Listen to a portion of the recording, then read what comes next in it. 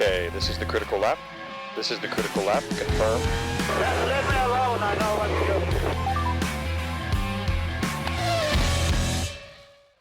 do. Welcome to the Critical Lap. Welcome back to the Critical Lap. Daniel, how are you? I'm good, man. I'm good. It's been a long week.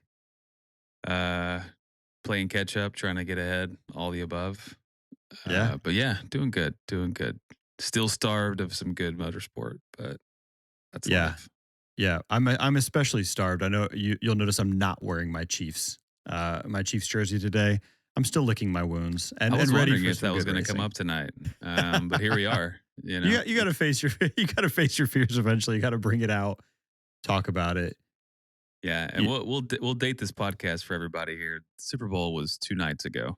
Yeah, so fresh for a poor Chiefs fan. But you know, being a Chiefs fan today is kind of like being a Hamilton fan in 2021. You know, that's right. It's coming back to you. Yep, that's right. We think. No, it absolutely is. No, it's been a long couple of days, but still proud to be a Chiefs fan. Well, welcome to the Critical Lap. My name is Ruben. I am your relative newcomer to the F1 party. I actually came with Drive to Survive and stuck around for all the fun and actual races afterward. So a bandwagoneer, a newcomer for sure, but glad to be here. And what a fun time it is. You know, everything beyond Drive to Survive. Oh, like I said before, Drive to Survive is wonderful. It's so nice to have something more than just, you know, the sport and what you read in the papers, right? And I know they're not papers. But hey, guys, I'm Daniel, and I'm also here for the party. But been around a little bit longer than Drive to Survive. I actually went to my first Formula One race live and in color in 2017. My first adult Formula One experience. Races were in color in 2017, right? Yeah. So be honest, are you a little sad that everybody showed up at Drive to Survive? There's an element of people taking your thing? No, so I actually like it because before it would be like, hey, did you catch that game last night? And I'm just like, no, I'm not really into ball sports. And people kind of look at me like I have two heads, or like, hey, Right. you know, do you ever play golf? And I'm like, no, I just don't really get it. I don't like it. But now I can just be like, no, I'm more of a Formula One fan. And people are like, oh, I know what that is. You know, Yeah. People are like, oh, yeah, Formula Yeah. One. Isn't there like a documentary on that? Yeah. Yeah, kind of. So it makes it easier in those like small talk type scenarios where I'm just like, nah, I don't. I mean, if it's not the Super Bowl, or I mean, even I haven't watched the World Series in a long time. You know? Yeah. If it's not one of those big events, I'm, you know, I'm a little personal detail here. Auburn graduate, Auburn fan. So we're doing good in basketball this year. We've been number one for a long time in the NCAA rankings. March Madness is probably on my agenda this year, but I'm probably not going to watch very much of it. So back to being good at something again, Auburn. Finally. I'm sorry. I'm just lashing out. I'm still suffering from the Chiefs loss. Yeah, you can. I'll take it. I probably deserve it. I'm just wounded, lashing out. No, it is getting easier to talk about Formula One. I've invited a few friends to watch races who are not interested, and more of them have said yes recently. So that just speaks to the popularity of the sport. For a long time, I was just like, please, bro, it's a really cool thing to watch on TV, bro. There's like 20 cars and they just go, it's great. Bro. Yeah, it's great, bro. Yeah, like, and you just pray that when they walking... join you, it's a fun race. Because otherwise they're just watching. Yeah, exactly. I was a walking meme for a long time, and I had those moments where like I tried to make a big deal out of Monaco once. I was like, you know, Monaco, it's a spectacle. It's, you know, it's like, you know, it's Sunday morning and you're like, mimosa anyone? And everyone's like, no, it's Sunday I don't know morning. what this is. I can't do this. Monaco is probably the best option for drawing people in. That and Singapore. I feel like Singapore has that literal sparkle that's nice to kind of bring newcomers in. Right. Yeah. Well, how do you feel about the team launches? You getting excited? Yeah, honestly, you know, everyone sort of talks about like, and by everyone, I mean the media sources that I follow, they're like, oh, it's the low effort year. You know, teams are going low effort on their car because the next year is the regulation change year, all this kind of stuff. But I mean, there's still a championship to be won. There's still a constructor's title to be won. Like surely there's some effort coming out, and so like when the cars do hit the track for the first time in practice, or whenever we kind of get a little bit more technical analysis out of it, I'm excited to see like what the experts or those technical types can tell us, or what they think about what's going to happen. That's Right. fun for me to kind of see and start trying to predict who's going to have a strong year. So Yeah, it'll be looking forward interesting that. to see if it's obvious when the season kicks off, which teams know it's better to invest in the following year, right? I think Mercedes has been getting better and better and better since 2022, and I think probably is wanting to make this year count before everything changes on them again. Red Bull Right. probably would be ready to move along and move out of this season given the way their car's starting to sink. I'm curious to see whether it'll be obvious which teams have said, we'll just kind of ride this one out, and which teams are trying to make hay while they can. But Yeah, supposedly Adrian Newey, and I don't know how old this is, but supposedly Adrian Newey kind of went public. Okay. He went said public some with stuff out loud. he said some things on the record, Yeah. opinion of what happened to Red Bull. He left early 2024. And so he was kind of like, I guess he said like the team didn't worry enough about how complicated the car was becoming to drive. So they kept developing without that consideration. And it's just, they finally, I mean, as we know, they finally acknowledged like, okay, we got to go back to version 2 or Right. 3 this year. We're in version 6 or 7, and it's just getting further and further out of control. So he acknowledged that they saw the car getting more complicated and just absorbed it as long as they could. yeah, like he Okay. says that when he left, his Yeah. concern was this car is becoming undrivable. So good luck, guys. I'm out. I'm going to go sell my yacht or whatever. Yeah. And Well, you said that like a couple episodes ago. You were talking about how Max Verstappen kept saying this is difficult, Yeah. but he still kind of pulls it off because he's Max Verstappen. yeah, and I'm sure there's a max knob, and it's turned up to 7 or 8 all the time. Right. But you turn that max knob up to 10 or 11, and he's like, guys, I'm barely doing that. But then poor Checo, Right. poor Sergio Perez, like he's like, past a 5 or a 6 on the max knob is too crazy for me. Right. And Right. that's just like an analogy for like how the car is kind of designed for Max. Max is such a good driver that he can drive a really complicated car, and he can find the edge in a car that's Well, that's just the crazy. lore, right? Or that's Yeah, kind of the yeah. myth. I always think it's interesting with Formula One. I was talking to somebody about this and saying I guess it's like this with any sport, but with Formula One especially, there's endless debate over, is that the best driver but in a bad car? Or is it the best driver in the best car? And you'll never know because that car is so much better.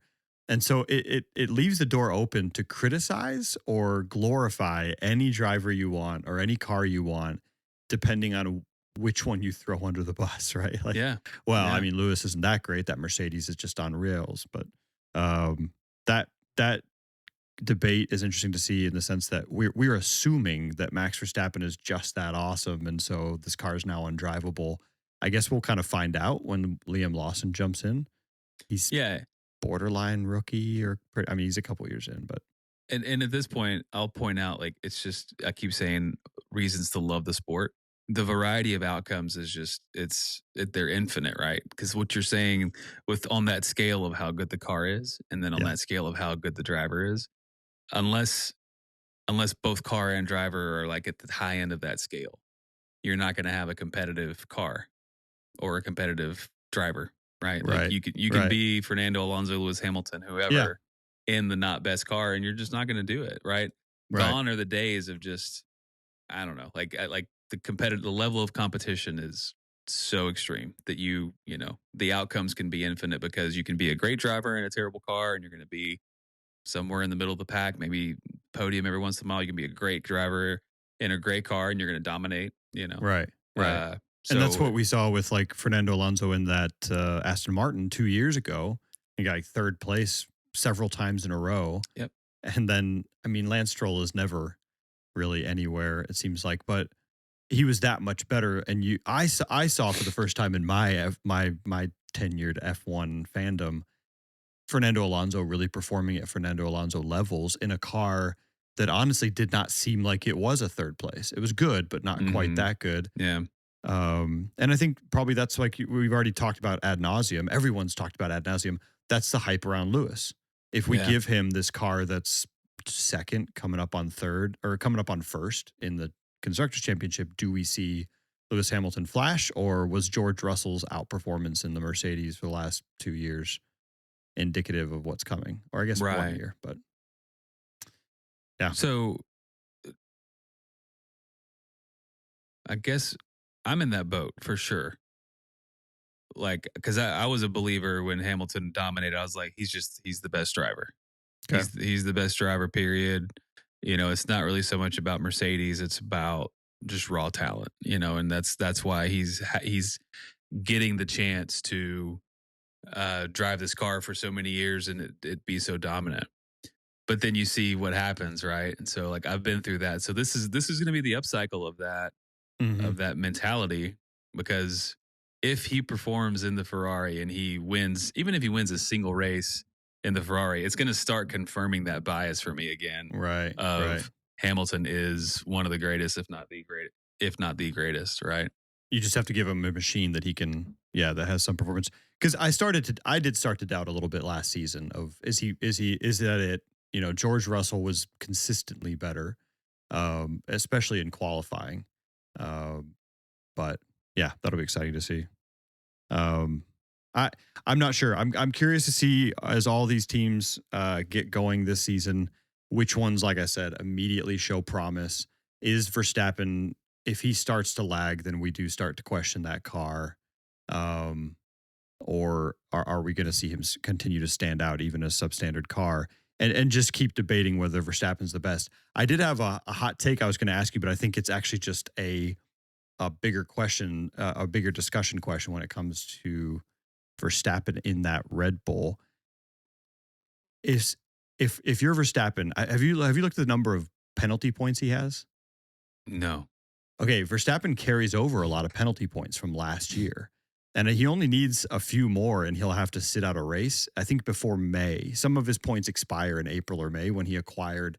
They last for a year. So he's got to be really careful. I don't know if you saw that he got points. He got more points in his what do they call the simulator championship? He got points for crashing into somebody in a simulator championship, which I can't tell you how fast I Googled, like, wait, does that count against like the real? So the FIA is regulating sim racing, it sounds like. Yeah. Yes. And you can hurt yourself. Huh. Esports are not a joke, Daniel. But no, the points, so you know, the points from the simulator races do not count against the normal season. Though there are separate points tally, but he still has a points tally from last season. He got quite a few when he drove, Norris off the road in Mexico and so forth. So he's going to have to be a little bit careful, right? And my guess would be he's going to come out this season, and if he can tell that car is not going to put him in the top 3, he's going to back down and have no real reason to be aggressive, because like we've already sort of discussed, I think if he comes out, if he's not in the top 3, there's no reason to get points and sit out. You want to end the season looking really good and make it clear to everyone else, Verstappen's awesome, the Red Bull's lagging. Pick me up for $1 billion. I think Aston Martin did show that they were going to pick him up for $1 billion, but which is the rumor, and I think people are running way too far with it just because it's about Max. Yeah, right. But excuse me, that's really interesting, and I hope that I can kind of pick your brain on this research because I don't have this fresh in my mind. Yeah. If you hit the limit of points, kind of like Kevin Magnussen did last year, and he had to sit out a race, does that reset the points to 0? Does like burning does sitting out a race, or was the timing for Magnussen just right for him to lapse the year that he needed to lapse to get the points back down to where he could drive? He just added up that many. I mean, I don't know how many Magnussen carried over from the previous year, but the points last for a year as you add them up. So if you get one at the race in April, on April 15th or whatever, you hold that point until the following year, April 15th. And we're not talking about good points. We're talking about like marks against you, right? These are points on your racing license that if you get too many, you get consequences, right? Yeah, exactly. Okay. So I think right now both Max and Fernando Alonso have 8 points each, and it's at 12 points that you sit a race. Mm-hmm. And I can't remember when. I'll have to look up when Verstappen's first point was awarded. But yeah, but if you keep adding them up, you just keep missing races until they expire and you can move on. Anyway, so I think that's going to make Max. Like we talked about, is he going to come out aggressive? I think it could be really disappointing because if we see in preseason testing, for instance, that Red Bull's not up to speed, I wouldn't be surprised if we saw him kind of just draw back, accept that he's going to have a little bit of a quiet year, don't get a ban, right? Don't get dropped out, just have a strong year so that at the end of the year, you don't want to look bad at the end of a year if you're not going to be competitive for that championship. Oh, absolutely not. There's no point in driving Lando Norris off the track at that point. Yeah, there's so many unknowns for a different team to take on Max. I mean, yes, he's this talent, right? But then all the decision makers within the team to say yay or nay might be like, look how hard he is to work with, or look how aggressive he is on track. He's gonna, that's not the team that we are. We don't want to deal with this live wire or whatever. So I agree with that 100%. Max is going to start being more in self-preservation mode than in just raw competition mode. Plus, he's got an outlet for his competition.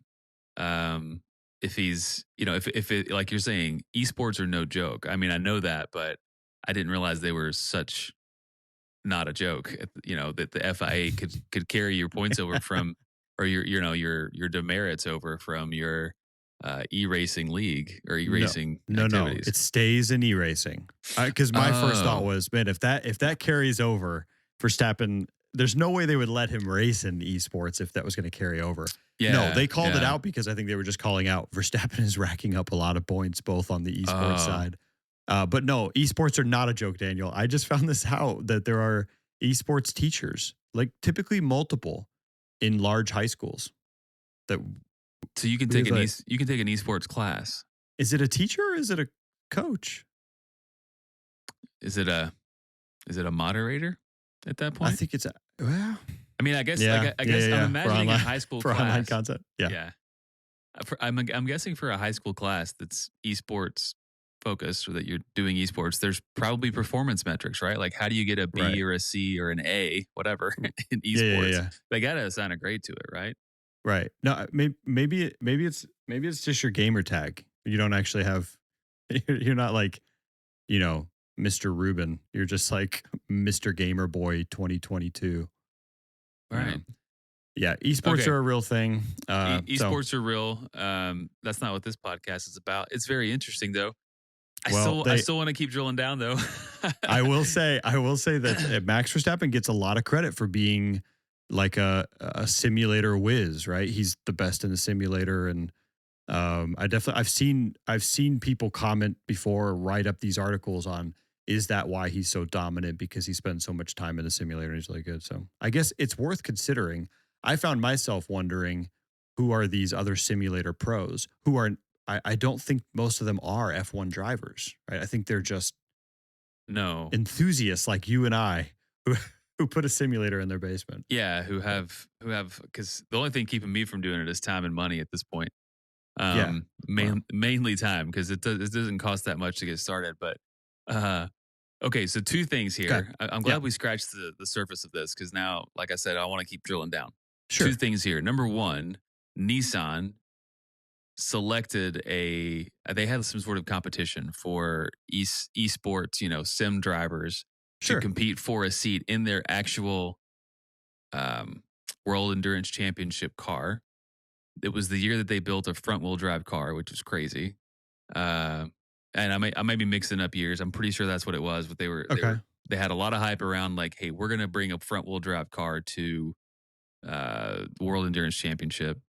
And we're going to put a computer trained, right? An esports trained driver in the seat There's even a movie about it that I've watched. That's an okay movie. In a real seat of a real car. Yeah.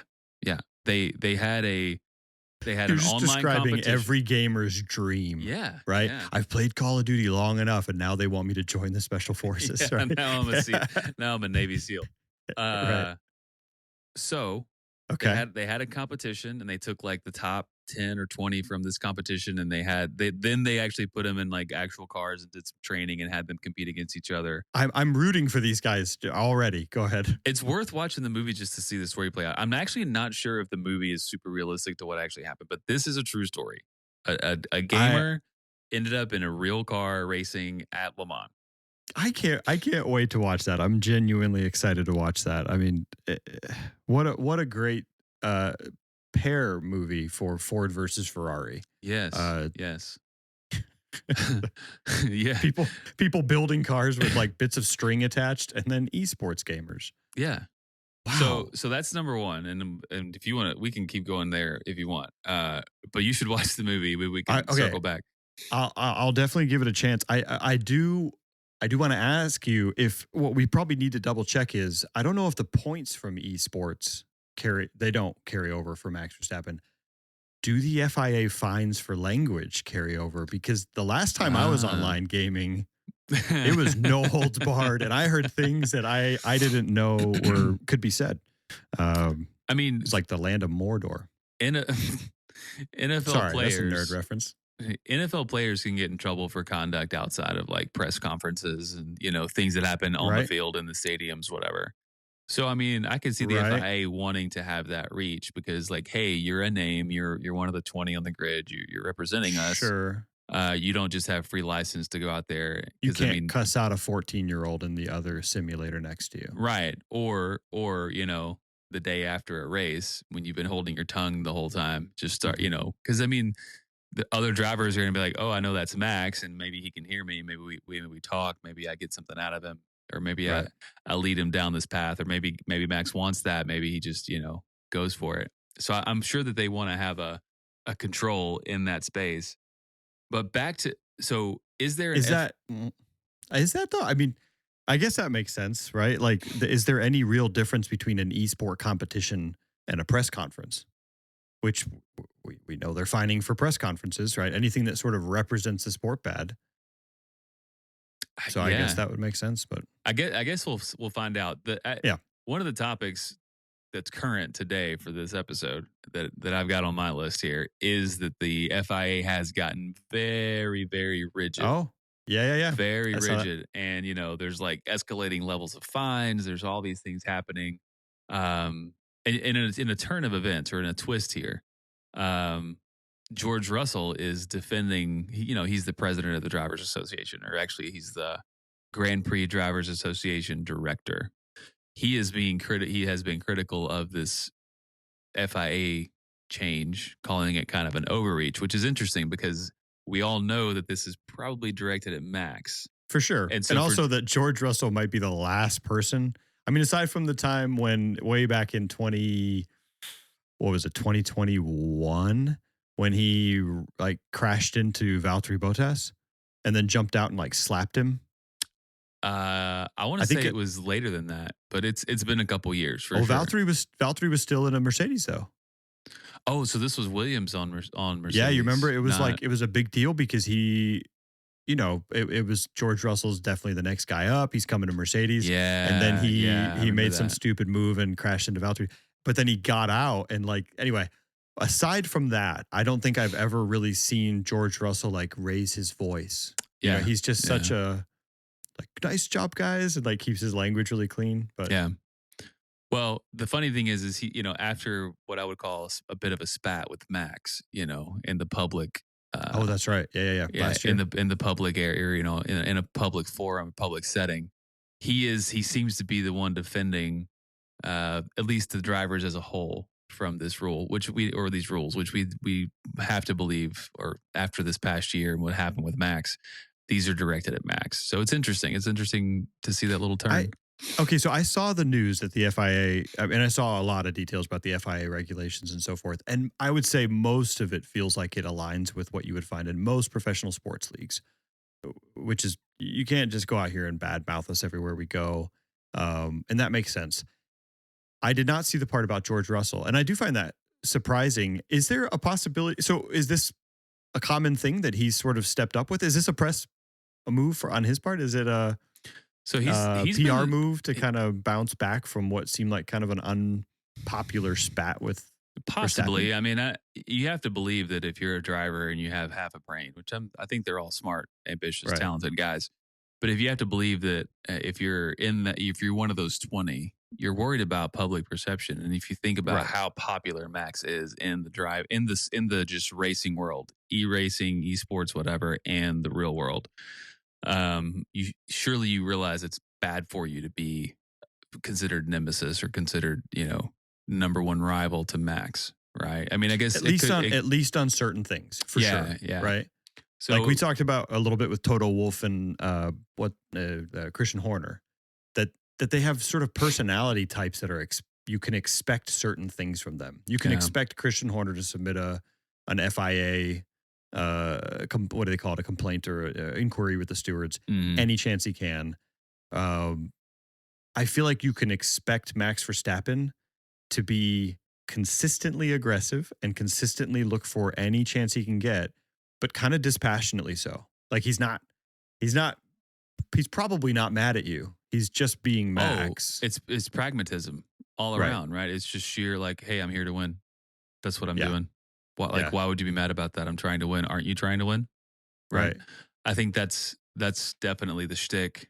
And I guess that's what you're saying, right? Like you expect that to be, it's on brand for Max. You expect it. Right. So what do you expect from Russell, I guess, here, right? Do you expect him to be a little bit more proper, a little bit more, by the book? Sure. That spat last year, it did have a feeling of, hey, Russell, don't do this, man. It's like the end of the season, and he said something in the steward meeting, and it offended you, and you thought he took the wrong tact. Yeah. And it felt a lot like, hey, don't make a big deal out of something like this. This feels very personal. Yeah. None of us really believe that Max Verstappen was ever polite in one of those meetings. So you're going to have to kind of lump it, but also Russell feels like the kind of person who might get offended at something like that. Yeah. And I think, he was kind of getting hung up on one specific thing that Max said, which I don't remember, but it does seem like he's let it go since, right? It does seem like either he woke up or his PR team woke him up and said, hey, like exactly what you're saying. Like, right. Why don't we just, but I don't care how much they rein in the language and criticizing the FIA. I get that. Like, I mean, if you look at any professional sports, they never really criticize the umpires, the referees, whatever you want to call them. The only thing I care about is if it dramatically reduces the quality of some of these great videos, right? For a lot of us who just joined, we're going back and watching these interviews where Kimi Räikkönen is in a press conference and just stone faced and won't say anything. And it leads to these really great moments that sure are occasionally inappropriate, but hilarious.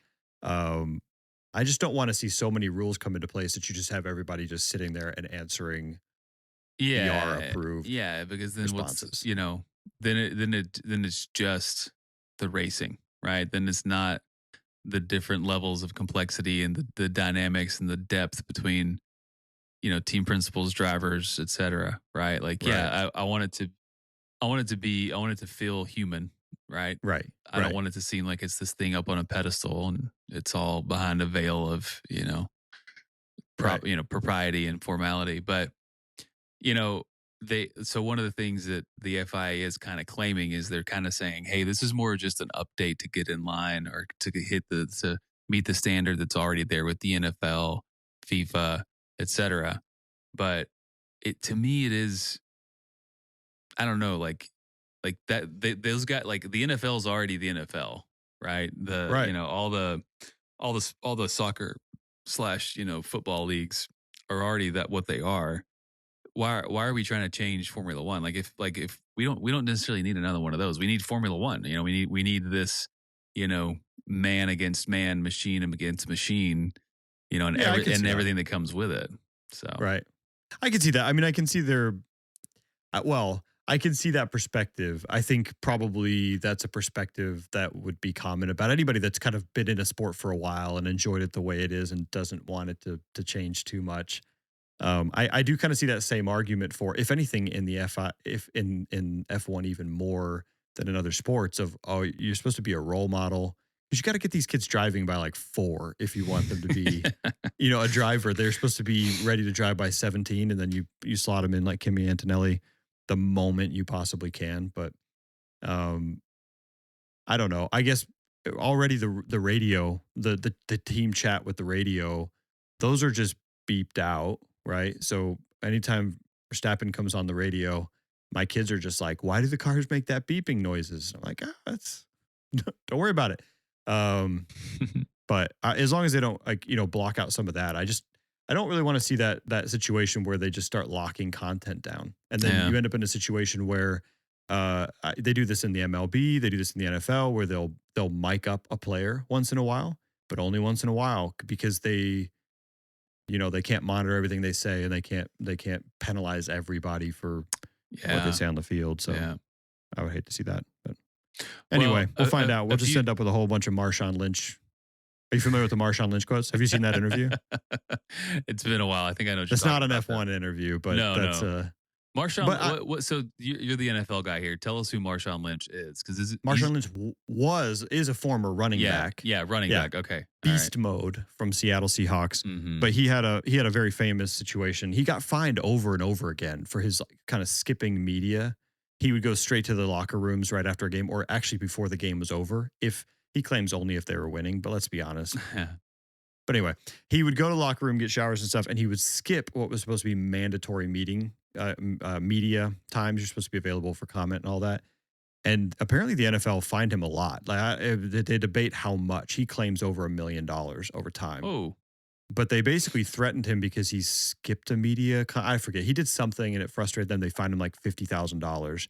And then they told him if he didn't show up for the media day before the Super Bowl, it's a big deal, that he would be fined $500,000. So he showed up, and then he just took like a 5-minute interview where he literally sat down and said, "Hey, just so you know, I'm only here so I don't get fined." And then every question they asked him, he just answered, "I'm only here so I don't get fined," which is fantastic. I mean, it makes for great TV, just because by the end of it, the reporters are literally saying, "Hey, so Marshawn, why are you here?" Like, "Oh, I'm just here so I don't get fined."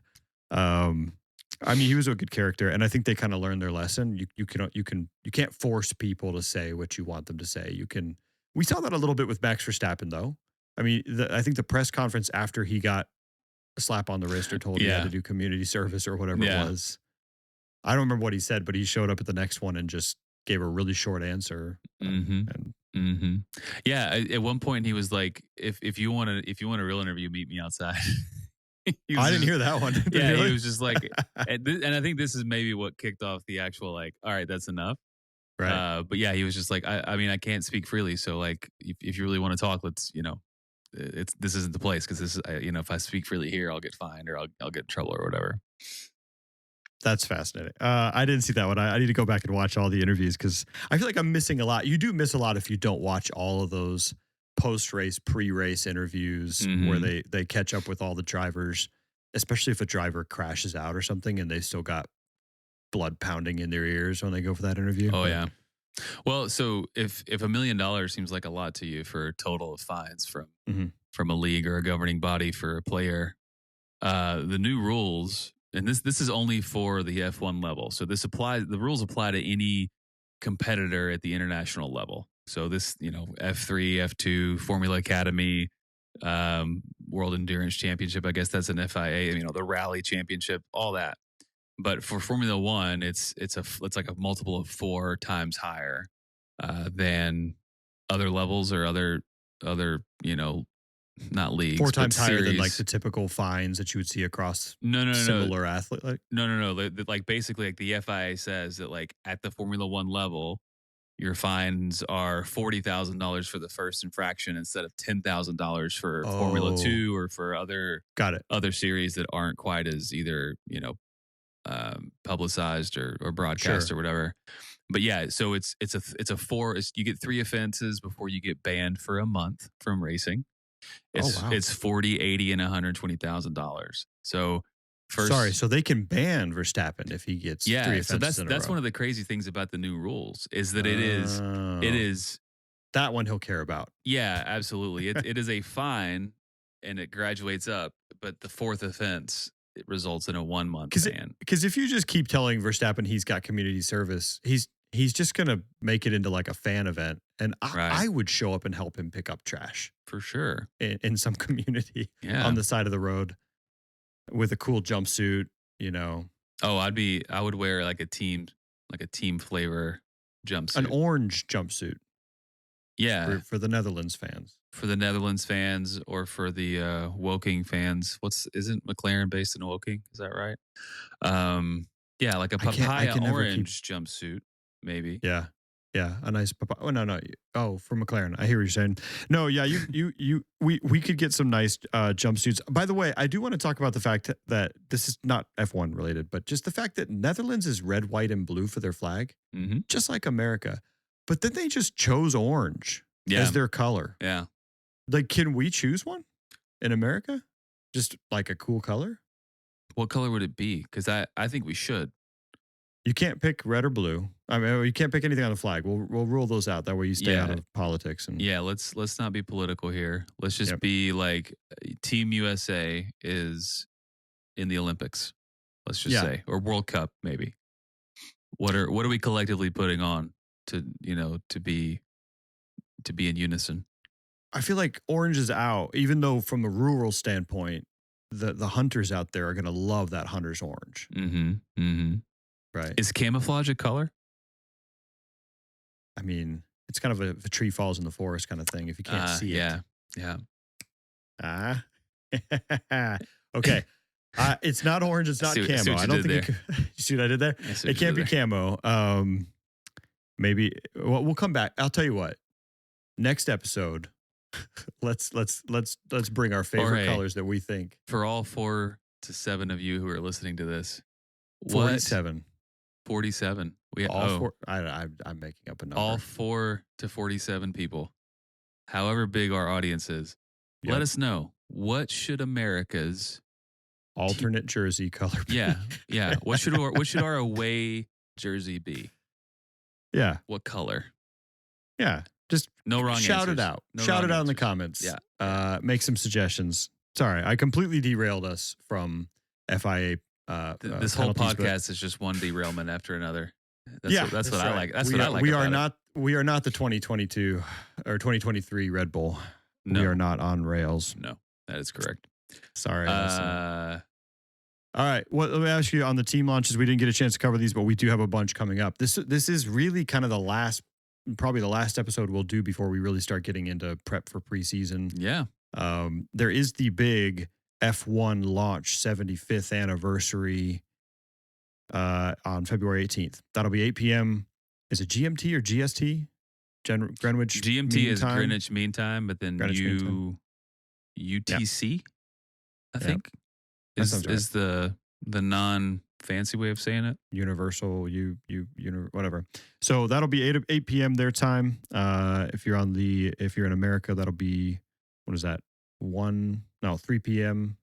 Eastern time. Yeah, 3 p.m. Eastern for those of you in the Central Time Zone where Austin is. So if you're in Miami, it's 3 p.m. 3. If you're Austin, it's 2 p.m.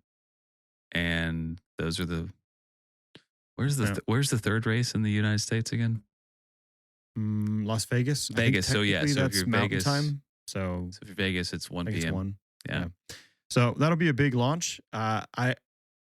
What's your take on that, by the way? So February 18th, they're calling it is it just F1 launch at the O2 in London? At the O2. All 10 teams are coming. Yep.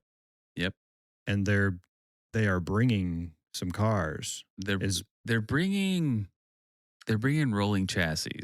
I mean, so one thing I do know about this is that Sauber is auctioning off the car that they bring to the event the very next day. I think proceeds are going to charity or something like that. I think they're not even going to try in this season.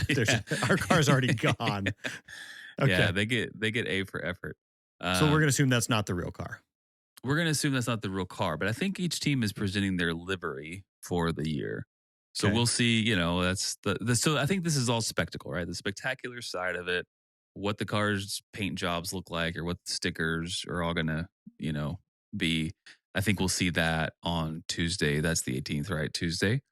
Mhm. But I do think that's like, I don't want to say those are throwaway cars by any means. Because why not? Why not just bring something similar? They're probably throwaway they're cars. that's probably throwaway cars. You're right. Yeah, But then yeah. each team They're not is, using the good carbon fiber on these cars.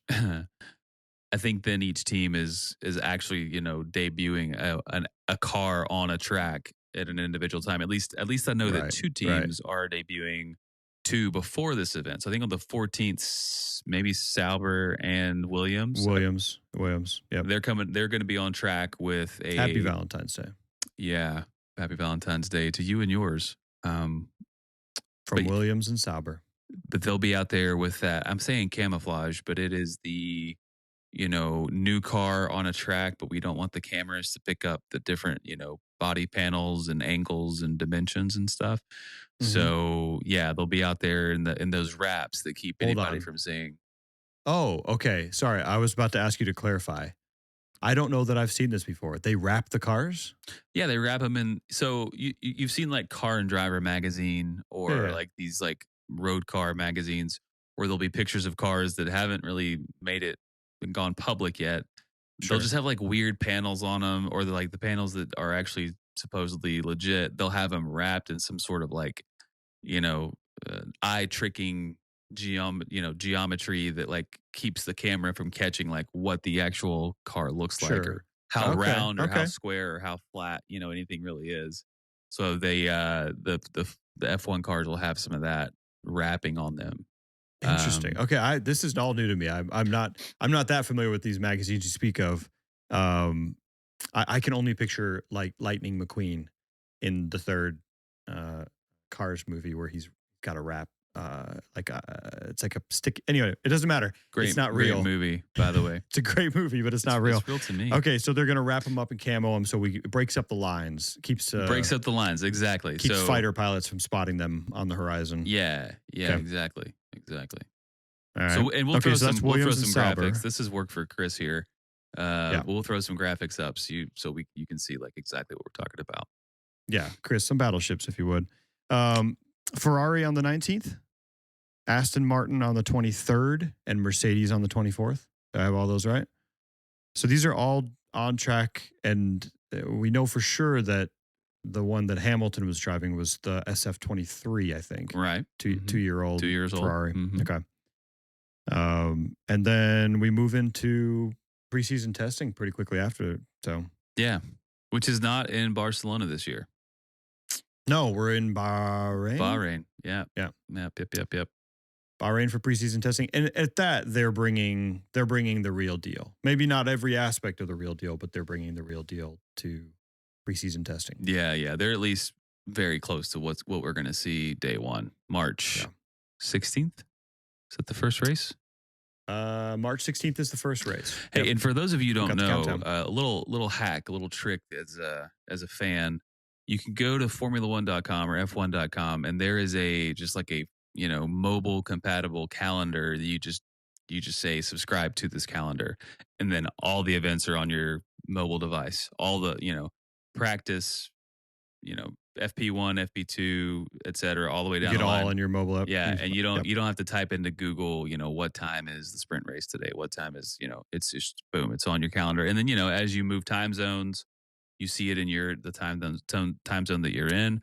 I would recommend that to anybody who cares, who wants to keep track. No, that's handy. It's also handy because I don't know about you, but the first so a year, 2 years ago, or a year and a half ago, when they did the first Las Vegas Grand Prix, I thought my phone was in the wrong. I thought my phone and computer were in the wrong time zone because they were starting at like midnight. Yeah. I'm like, no, they're not. No. And I kept hitting refresh. I'm like, What? that's local time or something, and it was actually at midnight. Yeah. Well, Yeah, hopefully yeah. that calendar did they have the driver's birthday on that calendar? Because I Oh. bought a calendar that has the driver's birthday on there. No, but that is great. Mhm. So whose birthday is We've coming al- up next? We've already missed Lewis Hamilton. He was way Mm. back on like January 7th. We missed a couple. Coming up next, George Russell. George Russell, February 15th, the day after the Williams Sauber launch. Well, happy early birthday, George.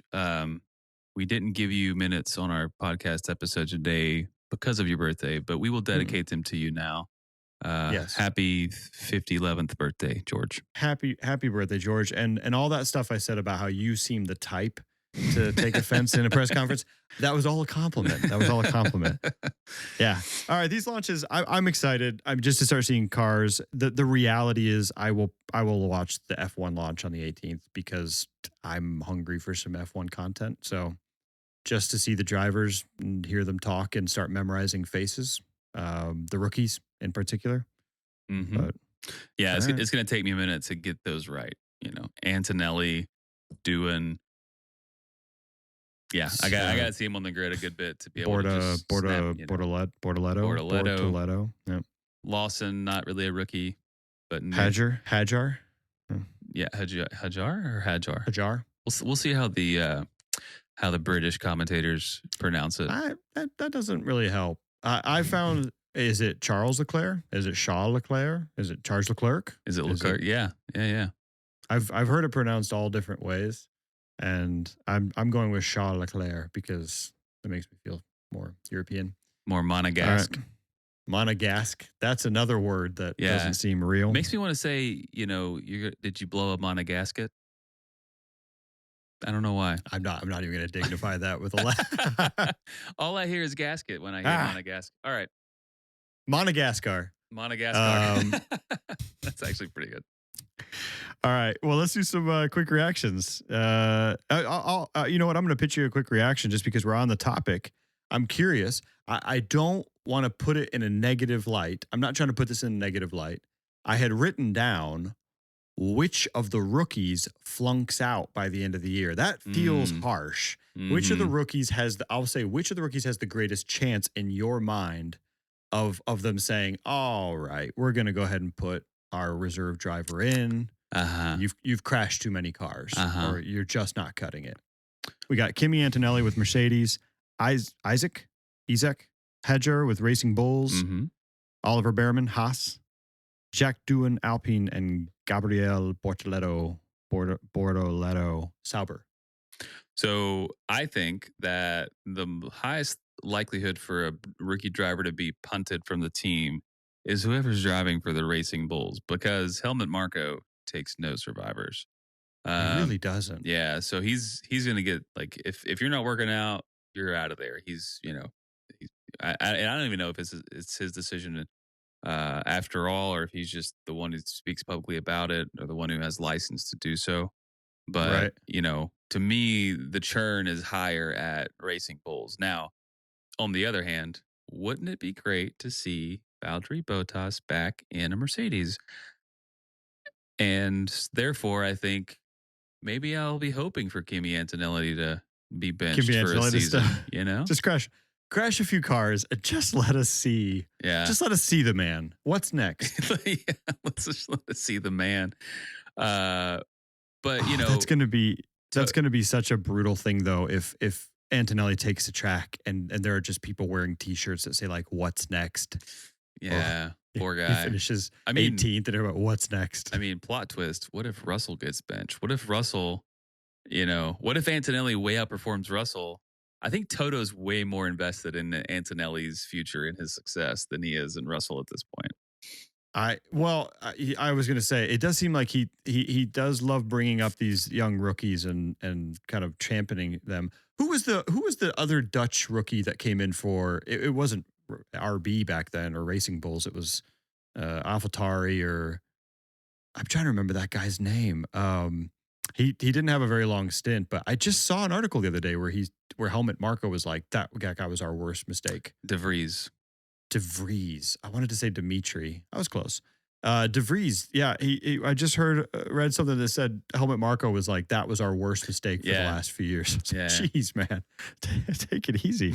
I'm with you. I don't want to see Antonelli fail. When I went through this list, my thought process was, if you're just asking me what's the greatest likelihood of a of a leadership team or what the team managers of one of these teams saying, I'm going to seat you, it's probably not going to be Sauber or Haas No. because they don't have a whole bunch of great drivers Right. waiting in the wings. And Right. okay is okay.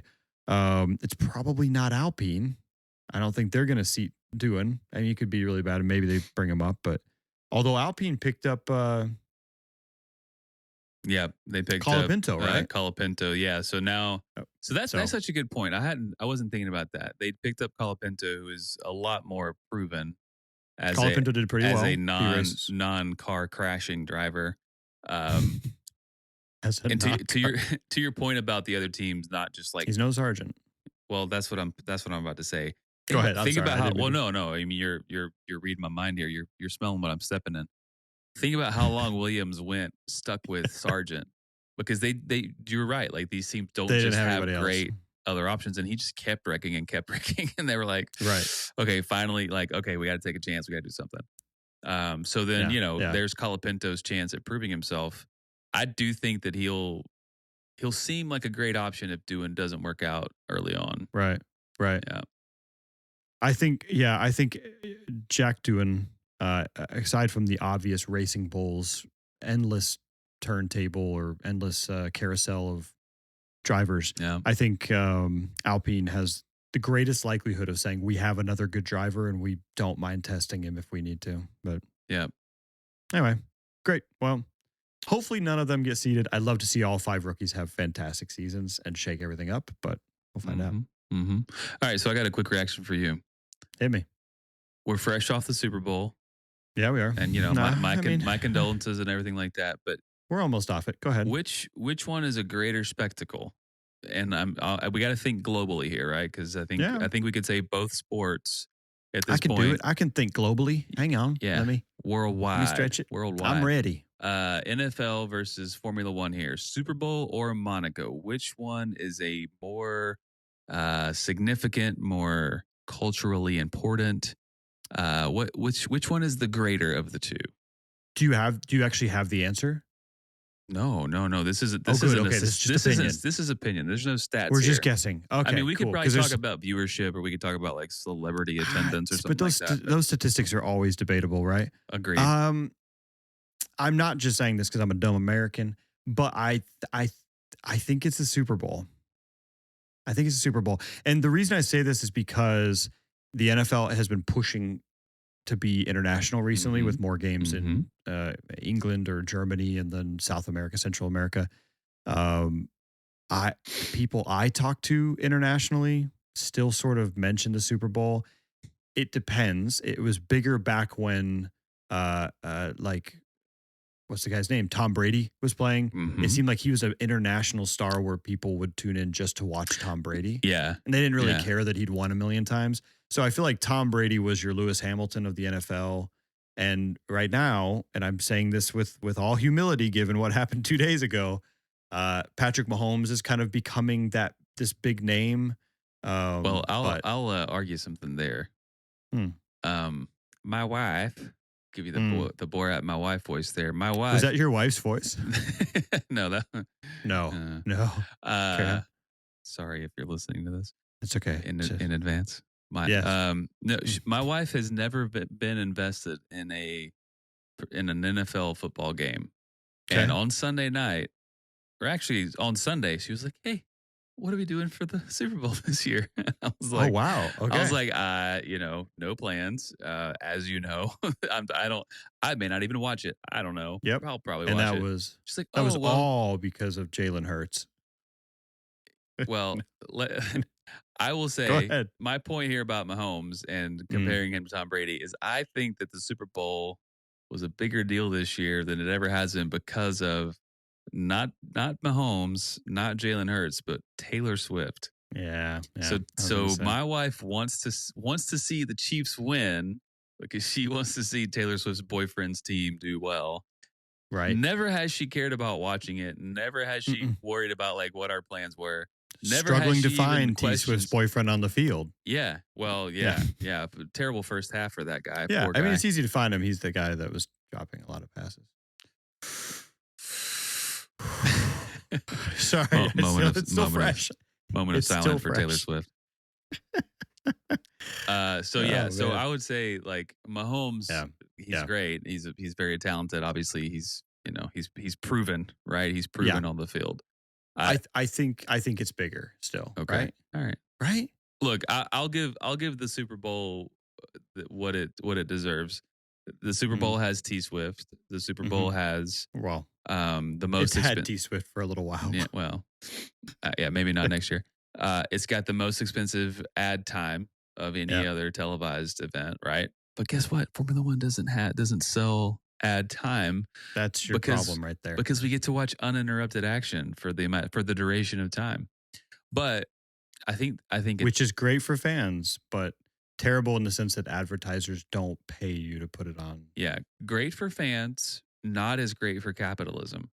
Yeah. However, I do think that Monaco is more well attended. I think if you just say there's 65,000 people in the stadium, I think there's more than 65,000 people at Monaco every year.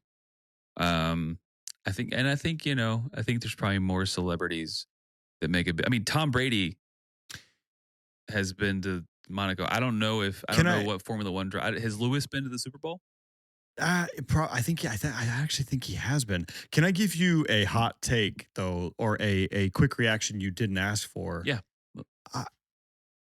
I don't care that much about Monaco. Whoa. Okay. I know. That's awful to say. Don't get me wrong. I love Monaco. It's cool. It's great. I see all the hype. The problem is, even I can see these cars are too big for Monaco. Yeah. And they're not, they can't go around the curves. It's very slow. They're not hitting 8th gear. I struggle a little bit with Monaco in the sense that I honestly would rather see them put them in go-karts and have them go around Monaco and just change it up for fun. That is my immediate reaction. They should have a Monaco car. They should develop a Monaco car. They should make the Monaco points they should make them worth 3 or 4 races. You're saying you should increase the number of points you get at Monaco? Yeah, really? Absolutely. I mean, let's incentivize the teams to build a car specific to Monaco. Let's make it a car that doesn't have to follow Gotcha. You're pairing this with a special car. So special car and you get triple points. Yeah.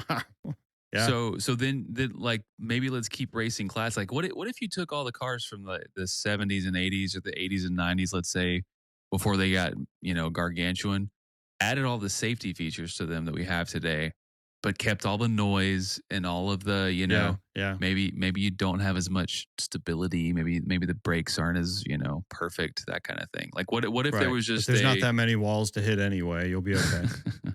Well, I mean, there's a lot of walls, but you're not going that fast. I mean, I love that idea. Well, anyway, that was the quick reaction you didn't ask for. I do love Monaco. I hear what you're saying. Well, it needs to change for it to become for it to become exciting again. I hear what you're saying because Daniel Ricciardo won the race in the Red Bull whatever year that was, 2019 maybe 2018, 18, 19, something like that. He won it in 3rd gear. He finished the race in 3rd gear, and it wasn't like, on the last lap he lost his gear. No, it was like 20 laps, like the last 20 or 15, maybe 12. I don't know. I should look up the stat. But it's because all he had to do was just be the widest car, and no one could. I mean, like 3rd gear, he couldn't get out of 3rd gear, and he still won the race. See, I don't love that. That feels like indoor karting. Yeah. But yeah. So it's Anyway, well, cool. All right, I've got another quick reaction for you. Then here, let's go. Can you see the back of my hat? I can now. What do we have? What are those symbols? Let's see. We've got like a crab claw, an arrow, and I think very obviously the last one is a checkered flag, right? But it's in brackets. So first of all, what do the brackets mean? I know. The first thing I thought it was Coda. So for those of you who aren't watching and you're just listening, I got a new F1 hat, because I'm pretty hip. And my F1 by hat the way, has great colors. Thanks. Yeah. Stop it. So I got a new F1 hat and it's got symbols on the back. And I figured they meant something, and no one, including the internet, seems to know. It's basically 2 square brackets, one on either end, that kind of encompasses 3 symbols, which seem to be a wreath, like some type of a wreath you would put on if you win. Yeah. Like which an isn't arrow. a thing, right? It's the thing in like World Endurance or Le Mans or whatever. Or no, Right. I guess, sorry. Or for like horses, you know, Horses, the Indy 500, they do a wreath, your right? door And at a glass Christmas of milk time, or you a know. bottle of milk. Yeah. Your door, So your there's door at like a Christmas wreath. time. There's like an Mhm. arrow that's sort of in maybe Maybe in the F1 F1 style font. font. Yeah. Yeah. And then there's a checkered flag. So if you're listening, and you're this is I forget what the hat was called. It was like 2024 US Grand Prix Henley hat or something. There are symbols on the back, and I need you to comment on what those symbols are. And Daniel, since that wasn't a real one, I'm going to ask you: is Haas the last stop for Esteban Ocon? Ooh. Ooh. Ooh. Oh, ha. Ocon. He's talented. Mm, I like him as a person. I don't think he's very popular. mhm. Yeah. I would say gun to my head, last stop for Ocon. Yeah, Now, last yeah. Formula One stop. He's he could do very well in Indy or World Endurance, Right, IMSA, right. Rally, whatever he That's wants. what we're all hoping for Kevin Magnussen. Yeah. Is he the K-Mag of France? Right. Is he the Yeah. K-Mag of France? Indeed. I've also, there's rumors, there's scuttlebutt now, which probably very, very unverified, but there's scuttlebutt about Checo being potentially considered for Cadillac in a couple years. Man, I'd love to see that. So, yeah, you never If know. he can drive. Yeah, Yeah. if he can get his mojo back. Yeah. Cool. All right. Those were I gave you a quick one. All right, here's my last quick reaction. I'm ready. Does Max have a problem? Like gambling problem, like competitive problem? Like, is he addicted to competition? Or I guess, problem, Is Max addicted to competition? problem or passion? That's the quick reaction. Or Is passion? Max just feeding an insatiable desire for winning and competing, or is he just so passionate about what he does that he just constantly refines and constantly works at it? Do you know what? I'm going to answer that honestly in the sense that I feel like I have a lot of friends who have similar passions or problems with their own hobbies or whatever it is that they do, right? Uh-huh. I don't think it's either, unless, or maybe it's both, right? I think he has a passion for it, but he's like a lot of other people who get locked into one thing. Do you know what I mean? Like, I don't think he has a lot of other hobbies. I think if, for instance, he had some, God forbid, some accident or something and he couldn't race anymore, I don't think he'd have any idea what to do with himself. Yeah. I think that's all he focuses on, all he cares about. He was kind of raised in a house that cares about racing, and he's locked in and he's really good at it. Mhm. And he's clearly so good at it that he's competing in simulator competitions on esports, which means he kind of eats, sleeps, and breathes this stuff. Yeah. So it would not surprise me at all if, again, it can seem like a problem, I guess. It'll be a problem if he ever stops racing and then he can't get it out of his bloodstream, or find a way to channel that. Yeah. But right now, it's just a very, very lucrative passion. Well, I don't want anyone to think that this question comes from a place of judgment or anything, because, I mean, whatever it is, I think you made a point earlier, like maybe that's why he is so unstoppable on the actual track, is because he's practicing even when you can't practice. Right. He's actually going around those tracks. He's getting way more reps than Right, anybody who right. isn't doing the sim driving or sim racing. So I applaud it. But to me, it's like, what is the drive? What is keeping you up at 3 a.m. when you're halfway around the world racing on a computer, when you're literally at the pinnacle of racing anyway, and you've got it coming up the next day, right? Right. But I That's mean, fair, I yeah. respect the commitment and the drive. No pun intended. The drive. I'm just curious, like what would you? I think it's a categorize fair it? question. I mean, staying up until 3 a.m. on a simulator, it seems crazy until you remember your early 20s and maybe you just did that stuff to be stupid anyway. I don't think it's a problem. I will say, maybe this is more of a quick reaction that you wanted than you wanted. I would say at times when you think about the way that Hamilton competed so at times kind of viciously, Mm. against his teammates Mm-hmm. or the decisions that, Vettel made against his teammates. So Sebastian Vettel, 4-time championship, like back-to-back 4 championships, Right. but he had a very, very Ruthless, public, maybe. yeah, ruthless is the right word. Yeah. The ruthless attitude that he had toward his teammates, and then the sometimes ruthless attitude that Hamilton had, that feels more like a problem to me in the sense that you're good. You're Mhm. really, really, really good. Mhm. But also you're willing to do stuff that probably is outside of your character or outside of your normal character Uh-huh. to stay ahead. And that makes me more nervous. I think that's what bothers me more about Verstappen starting to get really aggressive in his driving, where, you want to, we talked about this a little while ago. I want to see Max Verstappen keep it really clean because Mhm. he's the best. So Mhm. keep it clean, right? Don't stoop to a level of, I'm going to hit you or run you off the road if I feel like you're encroaching. I want to see you beat him flat out. And I know there's gray areas there, but I would say Yeah. more of a passion than a problem at the moment. But Yeah, and I agree. I think Max has kind of shown, more merit based, winning. I think this last year may be the exception there, but only to a slight degree. And I Right. agree with what you're saying about the other drivers that you mentioned, just being a little bit over the top or whatever. But they do say, and this is for, I mean, you've heard this. I'm sure anybody who's watched the race or two has heard this, is that the only person you really have to beat is your teammate.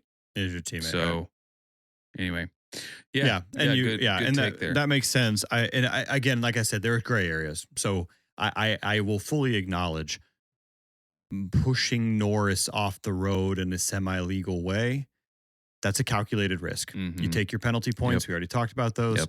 but you retain your lead. And look who was drivers' championship last year, Yep. Max Verstappen. So yeah, not dangerous. You don't want to be hurting people. It doesn't seem like he's to that point. You might not like it, but that's what you do to keep your elbows out and win.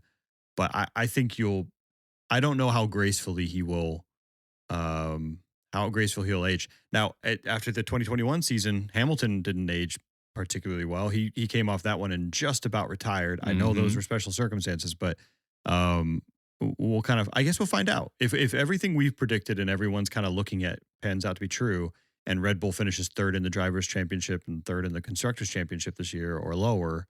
We'll kind of start seeing what Verstappen's like. I'm excited. You That's a lot. you again have me pumped for March 16th. 33 Oh. days. 33 days. It's not me. It's Valtteri Bottas. It really, It's yeah, Valtteri Bottas you're is right. It back. really is. He Mhm. really Yeah. is the fuel in my tank. That's right. There's a Valtteri Bottas just need in all of us to see him race, to see him what's next. Well, and on that note, thanks for joining us again on the Critical Lap. It's been great. Thanks again to our producer, Chris, our race engineer on the pit wall, the man behind the curtain, the man with all the skills. And we'll see you next time on the Critical Lap. Thanks, everybody.